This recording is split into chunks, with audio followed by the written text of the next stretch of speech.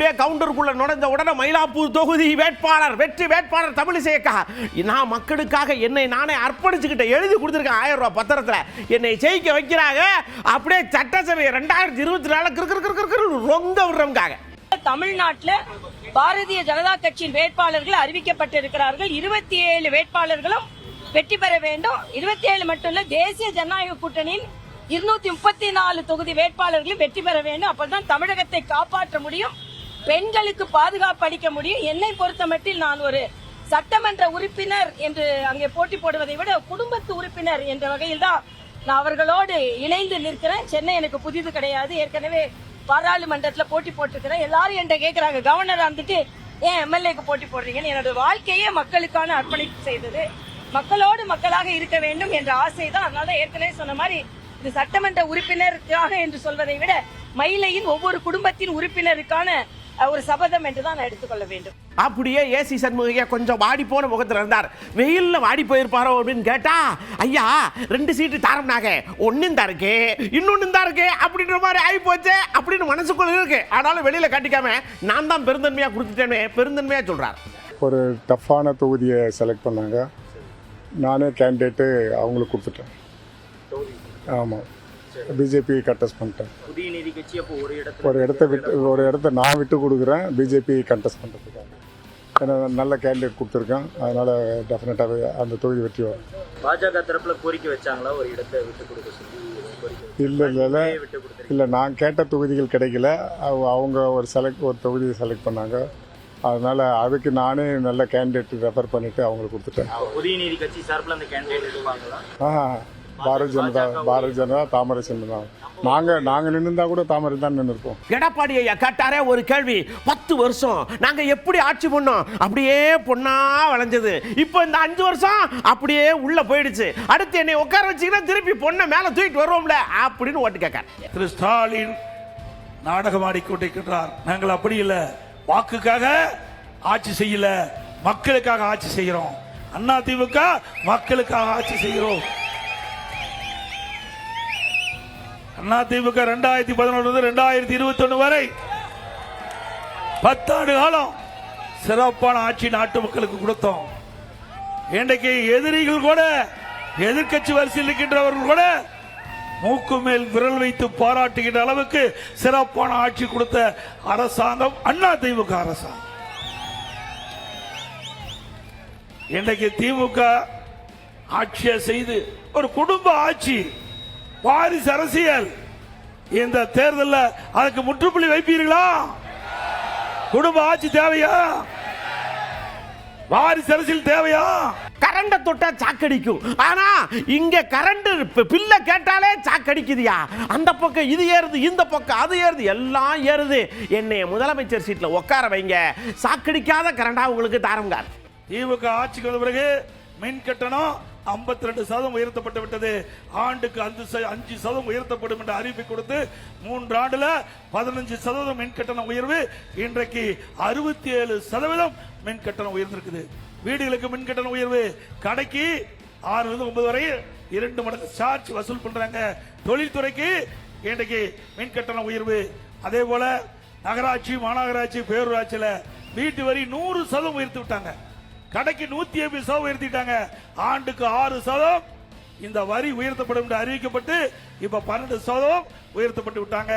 அதோட குடிநீர் வரி உயர்த்தப்பட்டு விட்டது, குப்பைக்கு வரி போட்டுட்டாங்க. இப்படி வரி போட்ட அரசாங்கம் தொடர வேண்டுமா? என்னையா நீங்க வாட்டுக்கு அது எரிச்சு இது எரிச்சுங்க. சரி, உங்களுடைய விஷயம் எல்லாம் ஓகே, நம்ம பேசிக்கிறோம். முதல்ல உங்க கட்சிக்கு தலைமை யாரு அதை சொல்லுங்க. யார் ஓனரே இல்லாத கட்சி இந்த மாதிரி போய்கிட்டு இருக்கியா அப்படின்னு முதலமைச்சர் இந்த பக்கம் சரட்டுன்னு குத்தி விட்டுதாரா.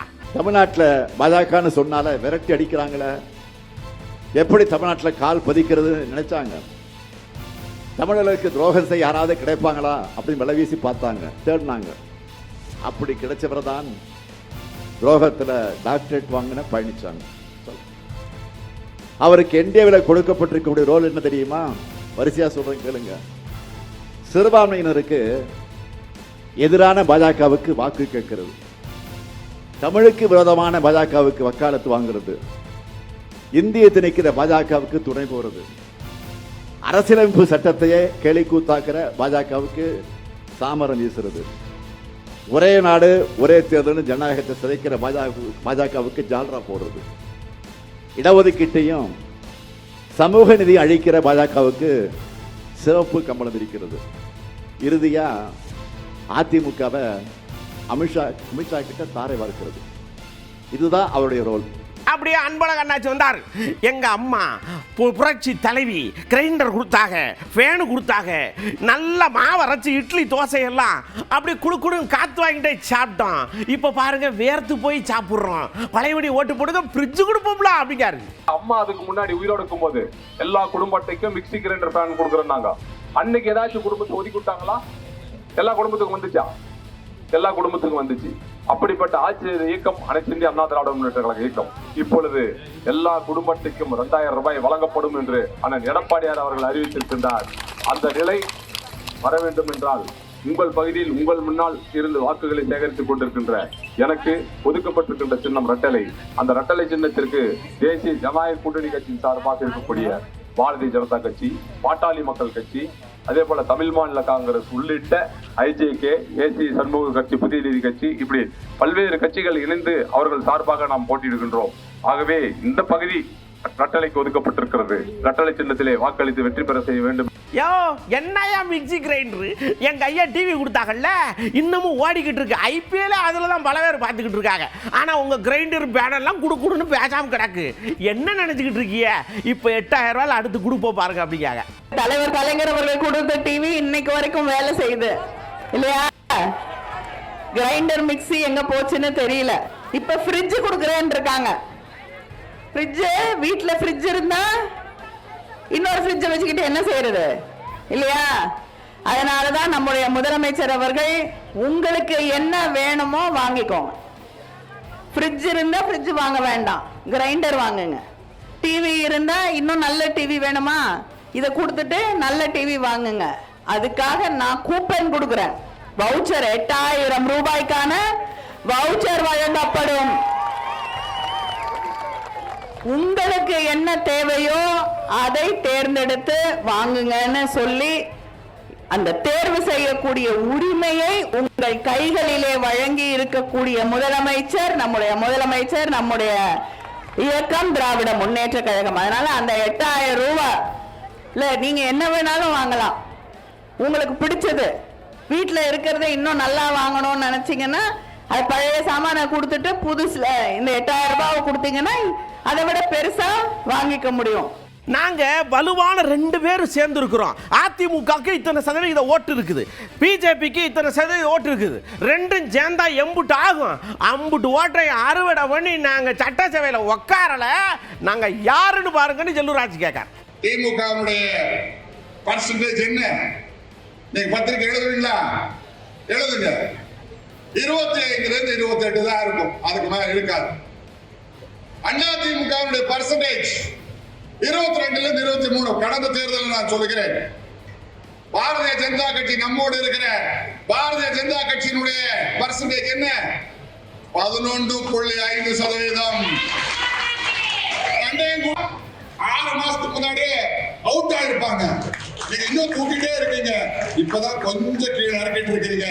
விரைவில் இந்த திமுகவை தாங்குவதை விட்டுவிட்டால் தமிழ்நாட்டிலே தேசிய ஜனநாயக கட்சியினுடைய அந்த கூட்டணி வலுவான கூட்டணியாக இருந்து அண்ணன் எடப்பாடி அவர்கள் சொன்னது போல 210 இடங்களிலே மிகப்பெரிய அளவில் வெற்றி பெறும். இஸ்லாமியருக்கும் பிரச்சனை கிடையாது, கிறிஸ்தவர்களுக்கும் பிரச்சனை கிடையாது, சமணர்களுக்கும் பிரச்சனை கிடையாது, ஜைனர்களுக்கும் பிரச்சனை கிடையாது, யாருக்குமே பிரச்சனை கிடையாது. ஒரு தாய் மக்களா ஒரே ஒரு மனுஷன் தாய் உள்ளத்தோட அரவணைச்சு அப்படியே கட்டி பிடிச்சி கொண்டு போறாரே பிரதமர் மோடி ஐயா. அவரை பார்த்தா நீங்க கேட்கியேன்னு நம்ம டிடிவி ஐயா கேட்கார். ஈரான் போன்ற கல்ஃப் கண்ட்ரீஸில் இந்த போர்னால அங்கே இஸ்லாமிய சொந்தங்களாக இருக்கட்டும் மற்றும் வாழ்கின்ற அனைவருமே ரம்ஜான் நோன்பை சரியாக கொண்டாட முடியவில்லை. ஆனால் இங்கே மோடி அவர்கள் ஆட்சி இருப்பதால் தான் இந்தியாவில் மக்கள் பாதுகாப்பாக இருக்கிறார்கள்.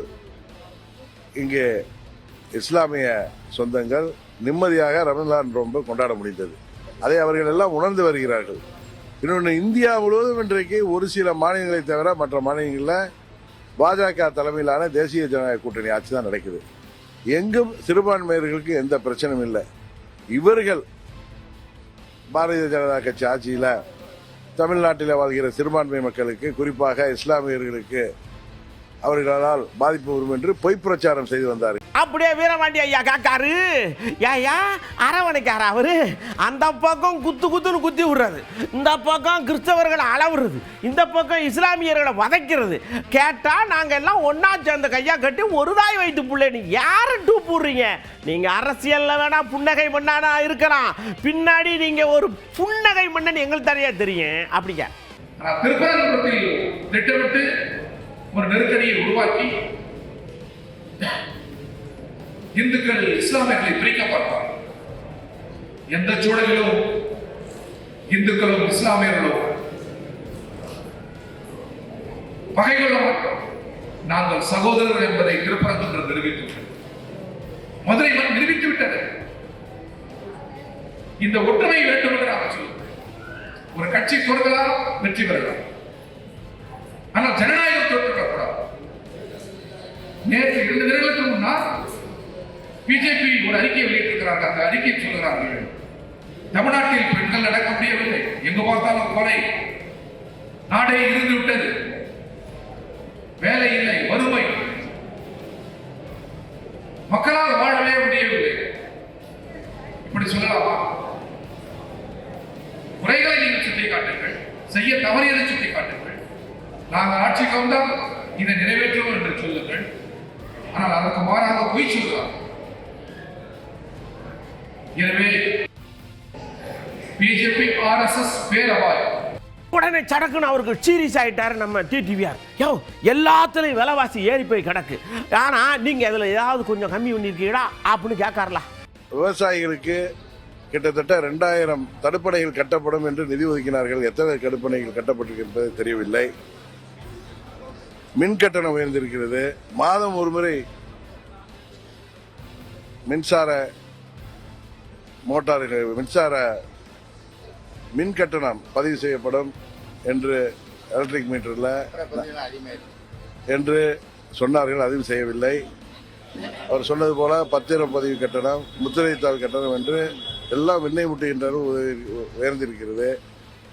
விவசாயிகள் மாத்திரமல்ல, அனைத்து தரப்பு மக்களும் இன்றைக்கு இந்த விலைவாசி உயர்வால் மக்கள் மிகவும் கடுமையாக பாதிக்கப்பட்டிருக்கிறார்கள். இவர்கள் உயர்த்தியிருக்கிற சொத்து வரியாக இருக்கட்டும், இவர்கள் இந்த 5 ஆண்டு காலத்தில் உயர்ந்திருக்கிற விலைவாசிக்கு மாதம் 10,000 ரூபாய் கொடுத்தால் கூட குடும்பங்களுக்கு அதை ஈடு செய்ய முடியாது. அதனால தான் சொல்கிறேன், இந்த ஆட்சி உறுதியாக முடிவுக்கு வரும். தமிழ்நாட்டில் மீண்டும் மக்களாட்சி உருவாகும். 200 தொகுதிகளுக்கு மேல் எங்கள் தேசிய ஜனநாயக கூட்டணி உறுதியாக வெற்றி பெறும். அப்படியே கண்மூடியாக்கா சொன்னாங்க, நீங்க ஒவ்வொரு கூட்டணியில் இருக்கும்போது ஒவ்வொரு விதமா சொல்லிட்டே இருப்பீங்கல்ல, இப்ப மட்டும் வந்த உடனே சடக்குன்னு இப்படி தாயா நாங்க இருக்கிறோம் அப்படின்னு சொன்னா அது எந்த விதத்துல நியாயம்னு கேட்காங்க. எதிரணியில ஒரு கூட்டணி உருவாகி இருக்கு. மாத்தி மாத்தி பேசக்கூடிய பழனிசாமி தான் அந்த கூட்டணியில இன்று முதலமைச்சராக வலம் வந்து கொண்டிருக்கக்கூடிய வேட்பாளர். மாத்தி மாத்தி பேசுவார். சிஏஏ, இஸ்லாமியர்களுக்கு எதிரான சிஏஏ சட்டம் நாடாளுமன்றத்திலே கொண்டு வரப்பட்ட போது அதை ஆதரித்தார்.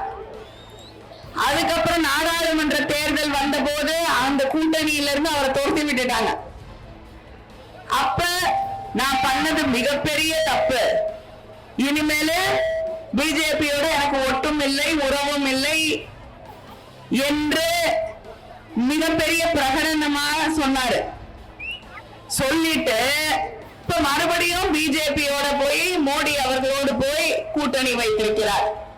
அப்ப இப்ப கேக்குறேன், சிஏஏ என்னாச்சு? நீங்க கூட்டணியில இருந்த காலத்துல சிஏஏ எழுத்து போராடின அத்தனை பேர் மேலையும் கேஸ் போட்டீங்க, வழக்கு போட்டு தடியடி நடத்தியவர் தான் எடப்பாடி பழனிசாமி. ஆனா இன்று அதே யாரோட நாங்க கூட்டணி வச்சது தப்பு அப்படின்னு சொன்னாரோ, இன்னைக்கு அதே மேடையில நின்று கொண்டு கைகோர்த்து கொண்டு அந்த பிஜேபி கூட்டணியிலே தன்னை ஐக்கியமாக்கி கொண்டிருக்கக்கூடிய, மாற்றி மாற்றி பேசிக் கொண்டிருக்கக்கூடிய எடப்பாடி பழனிசாமியை நாம் அடையாளம் கண்டு இந்த தேர்தலிலே சரியான பாடத்தை புகட்ட வேண்டும். அப்படியே ராஜேந்திர ஐயா வந்தாங்க. காலை உணவு திட்டத்தில் இருக்கக்கூடிய விஷயங்கள் எல்லாம் நாங்கள் சொல்லாமலே செஞ்சிருக்கிறோம். என்னையா நீங்க போகையா, நீங்கெல்லாம் படிச்சுட்டு வாங்க அப்படிங்காங்க. நிறைவேற்றுகிற திட்டங்களை தான் சொல்லுவார்.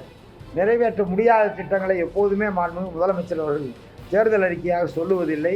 அதையும் தாண்டி வாய்ப்பு கிடைக்கிற போது நிதி நிலைமைக்கேற்ப தேர்தல் நேரத்திலே வாக்குறுதியாக கொடுக்கப்படாத பல்வேறு திட்டங்கள், இந்த காலை உணவு திட்டமெல்லாம் தேர்தல் நேரத்திலே வாக்குறுதியாக கொடுக்கப்படவில்லை. ஆனால் இன்றைக்கு 20 லட்சம் குழந்தைகளுக்கு காலை உணவு திட்டத்தை வழங்குகிறார் நம்முடைய மாண்புமிகு முதலமைச்சர் அவர்கள். இது பல்வேறு மாநிலங்களில் இந்த திட்டத்தை பின்பற்றுகிறார்கள். கனடா நாட்டினுடைய பிரதமர் இந்த திட்டம் அற்புதமான திட்டம், நாங்கள் பின்பற்றுவோம், நாங்கள் இதை செயல்படுத்துவோம் என்கிறார். அதுபோல் இங்கிலாந்து நாட்டினுடைய பிரதமரும் அதை செயல்படுத்துவோம் என்று தெரிவித்திருக்கிறார். எனவே ஒரு சிறப்பான முதலமைச்சர், நிர்வாக திறமை உள்ள முதலமைச்சர், நாட்டு மக்களின் மீது அக்கறை உள்ள முதலமைச்சர், குறிப்பாக எல்லாருக்கும் எல்லாம் என்கிற அடிப்படையில் ஒரு 2.0 திராவிட மாடல் ஆட்சியை மாண்புமிகு முதலமைச்சர் அவர்கள் இந்த ஆண்டு தர இருக்கிறார். மிகுந்த எழுச்சியோடு ஒரு ஏற்றத்தோடு மதச்சார்பற்ற முற்போக்கு கூட்டணி மாபெரும் வெற்றி. அப்படியே விருதுநகரில் யார் வந்தாலும் நாங்கள் தோக்கடிப்போம். மீண்டும் வெற்றி பெறலாம் பொய்யான வாக்குறுதி சொல்கின்ற திமுகவை இந்த தேர்தலில் முடித்து விட வேண்டும். திமுக கூட்டணியை முடித்து விட வேண்டும். அங்கே கூட்டணி வரக்கூடிய யார்? தேமுதிக. எந்த லட்சியத்திற்காக திமுகவோடு சென்றார்கள்? அதிமுக தொண்டன் உறுதியை ரத்தத்தை வேர்வையாக சிந்தி அவருடைய வெற்றிக்காக உழைத்தார். அவருடைய நேரடியுடைய வீரம் காய்கறி கூட்டணி மாதிரி துறைகளுக்கு இந்த தேர்தலில் சரியான சம்பளத்தை இருக்க வேண்டும்.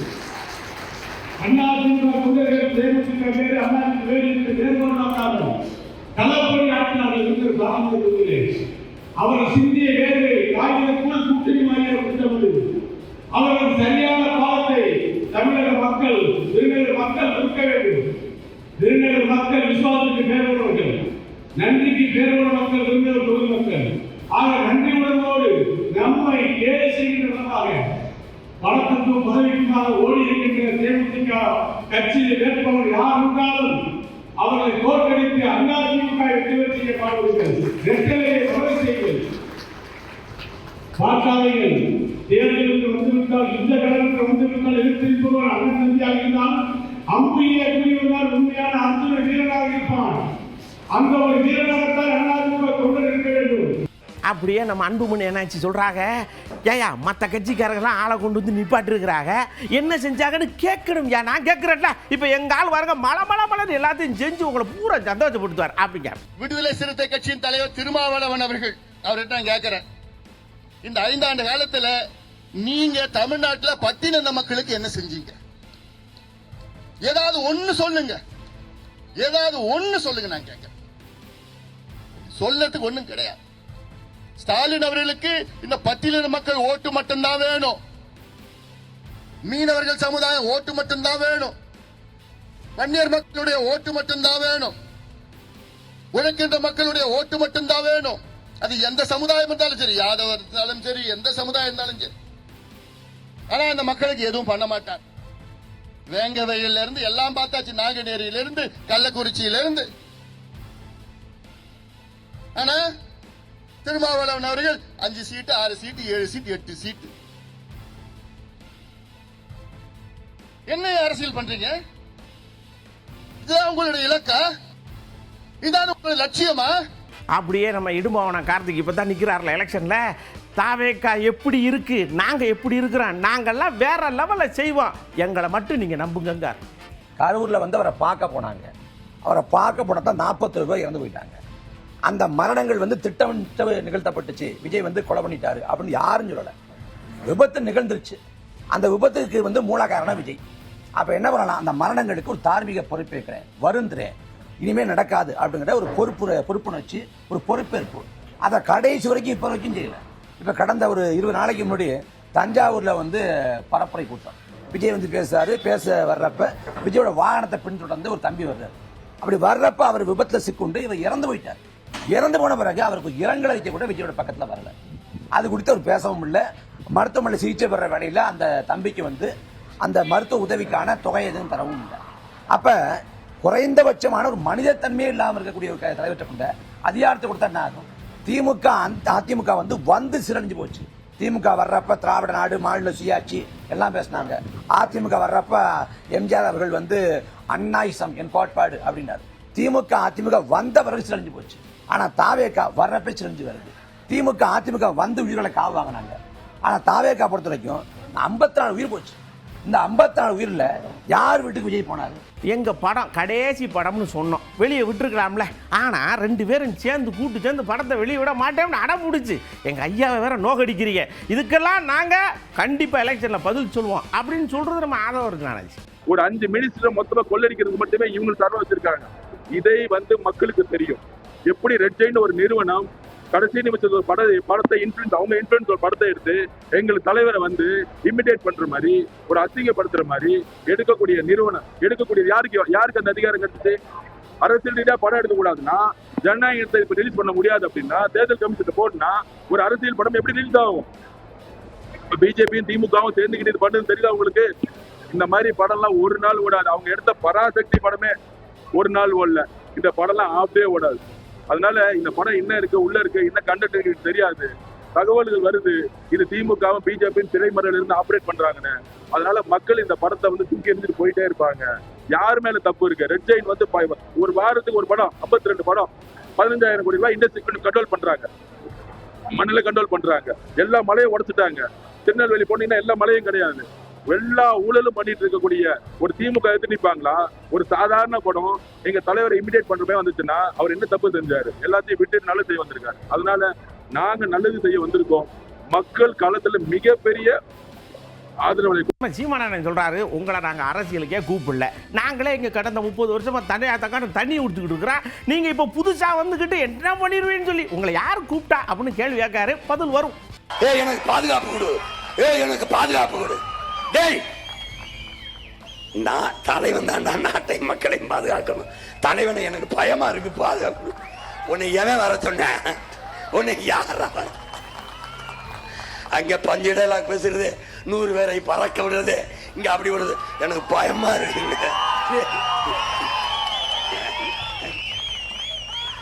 கான்பிடண்டா இருங்க, வெற்றி நிச்சயம்.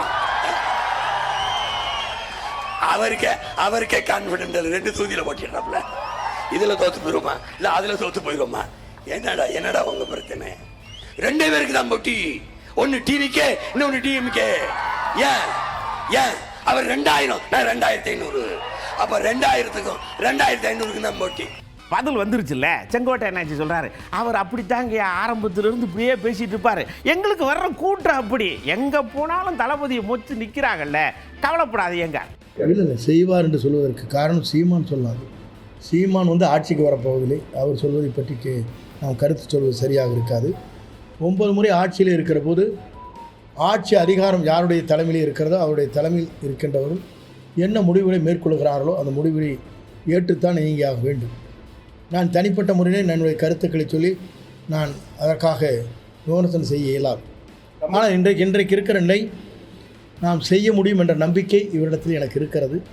அந்த நம்பிக்கையின் அடிப்படையில் நாடு செழிக்க, மக்கள் செழிக்க, எல்லோரும் எல்லாம் பெறுவதற்கு எல்லா வகையிலும் அவர் உதவியாக இருப்பார் என்ற நம்பிக்கையோடு அதை சொல்லியிருக்கிறேன்.